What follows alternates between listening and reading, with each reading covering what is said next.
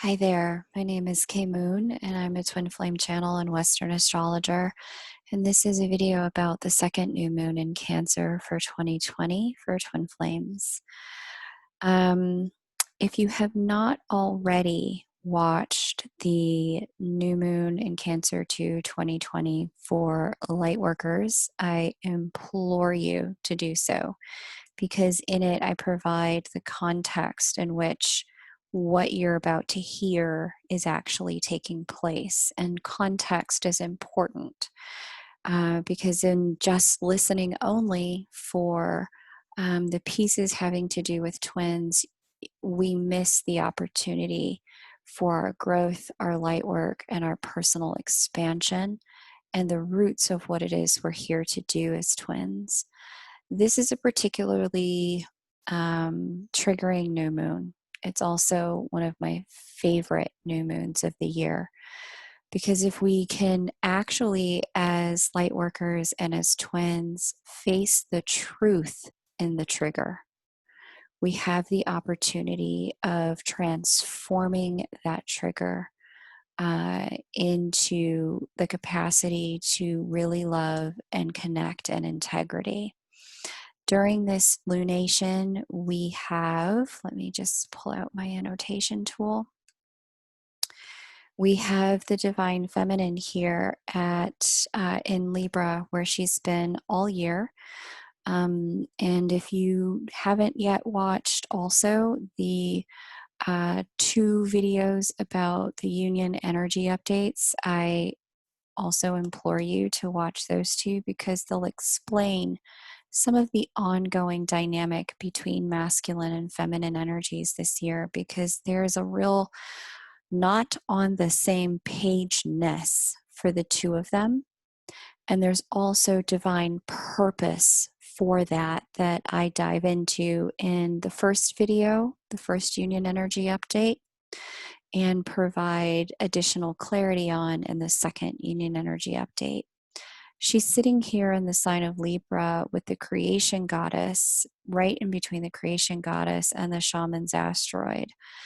The divine feminine has already taken her retrograde for the year. She was one of the very first energies to retrograde. Uranus actually kicked off the year, started the year in retrograde. But then after that, it was her.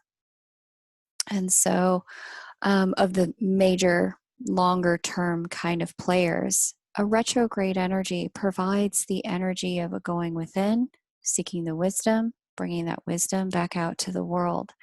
And in this particular moment in time, what we are finding is that as the world seems to have fallen apart, our own feminine energies are starting to integrate and knit themselves together, are starting to come back into and fall into a place of harmonious integrity with self. At least they should be by this point. And where they're not just yet, they're about to get some assistance from this lineup of energy in Aries. This lineup of energy is a request from the universe for us to face our own wounds, to face our own triggers. Eris is what's indicating the facing of our triggers. Chiron is what's indicating the facing of our wounds. And Lilith here is what's indicating paying attention to where we give up. Where do we say, I'm not willing to face that? And then check out, opt out. Because Mars here is now providing a motor for us to make the choice. Mars is, as a neutral energy, simply motivation. It is drive. It is the capacity to move forward. It is outward directed energy. And the light, this is ambition. It is passion. It is assertion. And the shadow, it can be aggression. It can be warlike energy. It can be very much you versus me type energy. But with Mars talking to Chiron, which is all about our wounds, Eris, which is the energy of righteous riot, and Lilith, which wants us to know where the boundary is and what we're not willing to tolerate, where we would rather have nothing than what we've got. These kind of energies can very quickly pull Mars into its shadow and move into an energy of being more triggered than willing to transform. And this is you getting heads up, divine feminine energies, and all of us, because we all have feminine energies within us. The receptive place in us, the flexible place in us, the place that holds the key to our pleasure and our desires, and our capacity to flow with life, that place in us during this period of time is going to start seeing some triggers between now and the end of the year. Mars normally only sits in a sign for about 40 days. However, during last lunation and this one, Mars has come to sit in the sign of Aries for the next 5 to 6 months. And this is because Mars is going to retrograde. And as it retrogrades, it's going to provide motor and fuel for all of the energies that we just discussed. And as it does so, you get a choice. Are you going to be triggered or are you going to transform? The triggering is already in the energy. Our buttons are already out there. The circumstances socially and across the globe has made a lot of us very tired. And there's no definitive end in sight. I use the word end in air quotes. If you could see my hands moving, you would know that, but I say air quotes because all cycles transform, all cycles come to completion. The question isn't about when is it's over. The question is for light workers, it's really about how do we use it? What do we do with it? Because we know all cycles begin, all cycles end. Nothing ever stays the same. That's the nature of the realm. It is always moving, always transforming. And so, with the triggering energy that's coming up, in particular for feminine energies, it's going to be really important to recognize that when in the one-on-one interactions you're having with people, because Libra is about partnerships, both with your divine masculine, with, people, wherever Libra rules in your chart, whatever house it rules, there's a set of people whom are indicated by each house. If we're talking 11th house, we're talking about your friends. 10th house, we're talking about work. 9th house, we're talking about religious companions or religious leaders or philosophers, people we believe in. There's a set of people ruled by every single house. It's in these houses and on this Aries Libra axis in your personal chart that you can expect those triggers to arise and really stay with you over the next 6 months. So this is a great time to check in and get a personal reading so that you understand, okay, where am I about to be triggered? Because I want to be able to use this energy in a productive way since it's going to be here for 6 months. This is the right time to get a heads up on it. Because without this, you're seeing already in the macrocosm that people's triggers are leading them to a very me against you, me against the world, victim kind of mentality.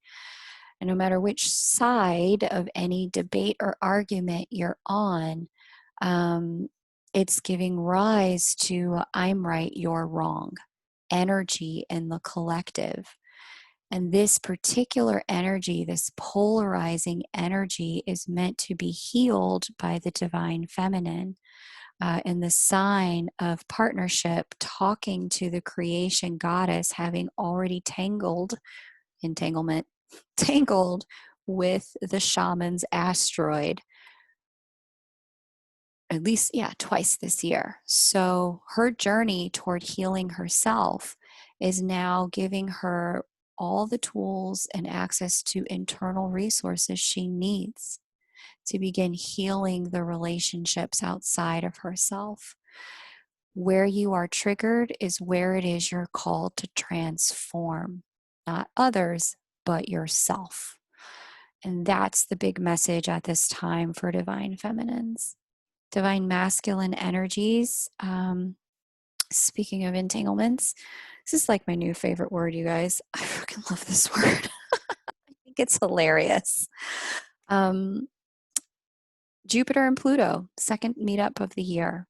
The divine masculine energy I read is Jupiter, god of Mount Olympus, ruler of Mount Olympus, meets ruler of the underworld, Pluto.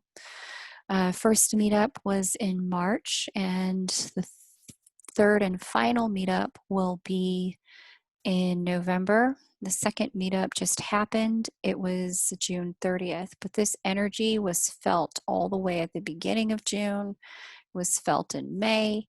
It's going to be felt through, the first half of August at the very least. But that's like, how can I put it? It's like a rainstorm passing through your area. The entire year is cloudy, but it's going to be raining really hard March, June, and November of this year. That's the best way I can put it. And the 45 days on either side of the meetup is when it's going to rain really, really hard. But the entire year is colored by this energy of Jupiter meets Pluto. When Jupiter, which represents faith, hope, and optimism, and divine masculine energy, the capacity to channel new templates for our masculine energy, meets with the Lord of the underworld, what's happening is a stripping of masculine ego on planet Earth, a stripping of the previous way our masculine energies interacted with other humans on planet Earth. What's interesting is it's easy to fall into the trap of believing that, only men are abusers, or only men can be oppressors, or only men can be, in some way, sexist or misogynist. Women also have a masculine energy within them and can be part and party to the problem by either like the oppression of other women, participating in kind of those games that women play with one another around exclusion and cattiness, simultaneously, in competition that doesn't have to be there, instead of collaboration. Simultaneously, we've also seen a lot of women look away from abuse, look away from the way other women are mistreated, not intervene. This particular moment in time is part of the grand rewrite for masculine energies on the planet within our female bodies and our male bodies. One of the things that's happening for divine masculines, and if you've seen the 2020 divine masculine channeled energy update that came out last November, is that this is a marked period of time where there's a recognition of the way in which they are very different than other male energies on the planet.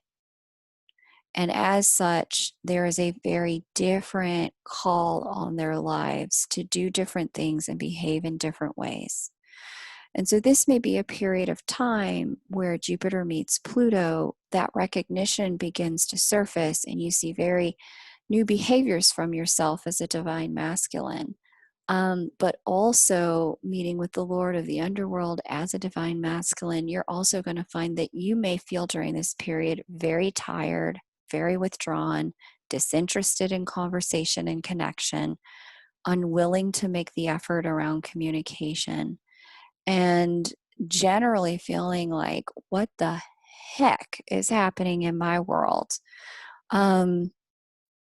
When you find yourself in this energy, what's happening is that there is something in you that is transforming and shedding and breaking off, so that the true you can rise and shine in the months and years to come.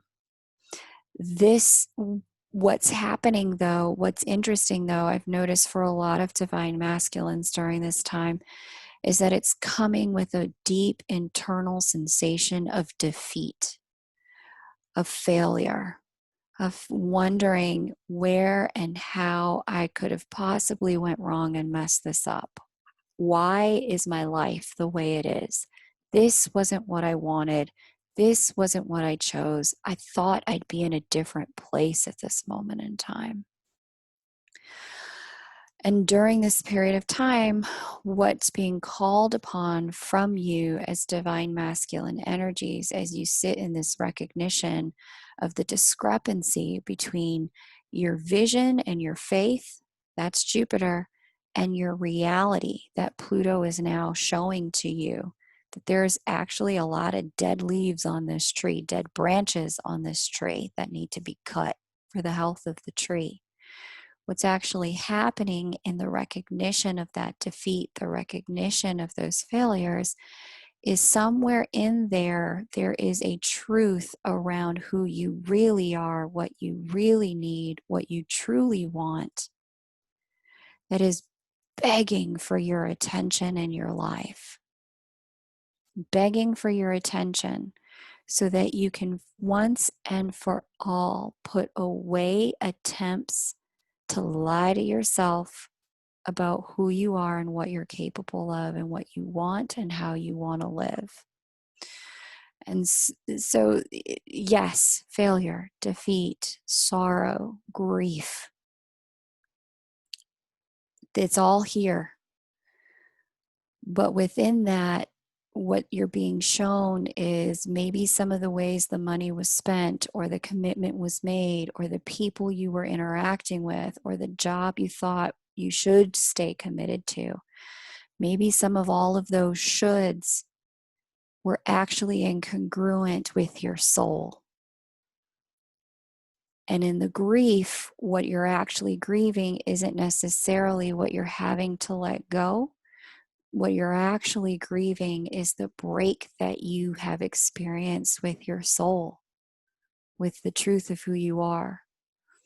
And in this moment in time, all of 2020, while all of those clouds are over the coverage area, and specifically in the moments of the storm, March, June, November, what you're being asked to do is to recognize where the soul betrayal happened so that you can rewrite the rules of your life and reorganize it so that that kind of soul betrayal never happens again.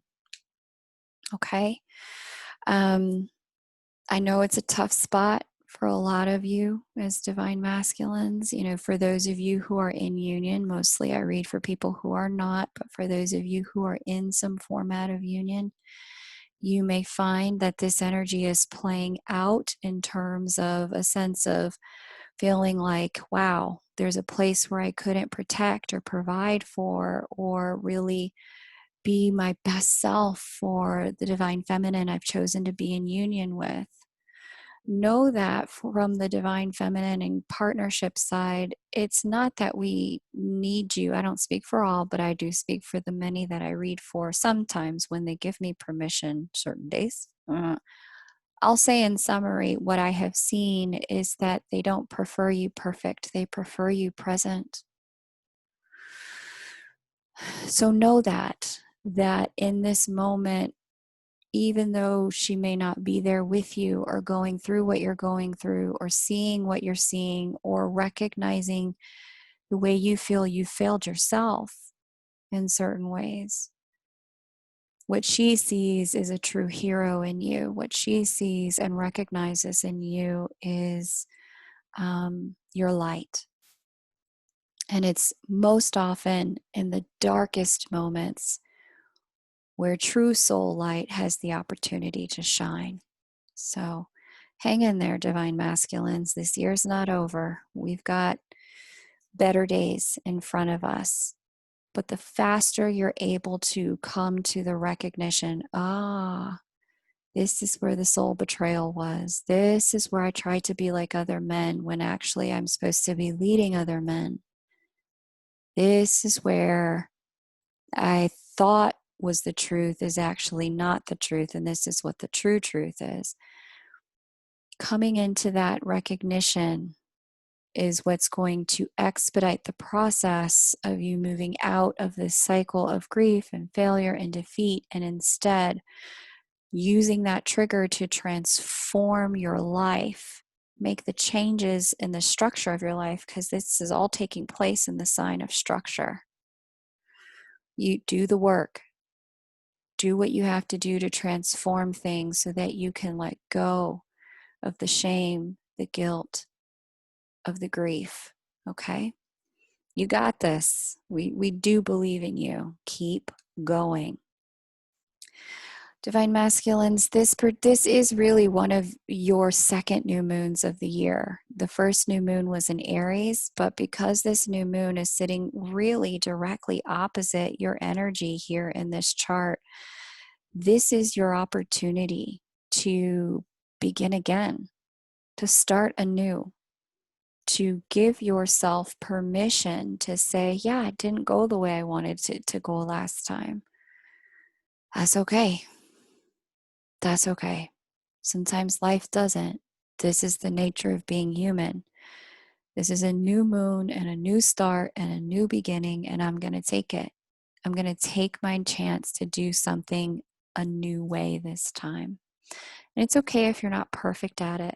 Like I said, not only divine feminine, but life prefers you present than perfect. Life prefers you in the field rather than on the bench.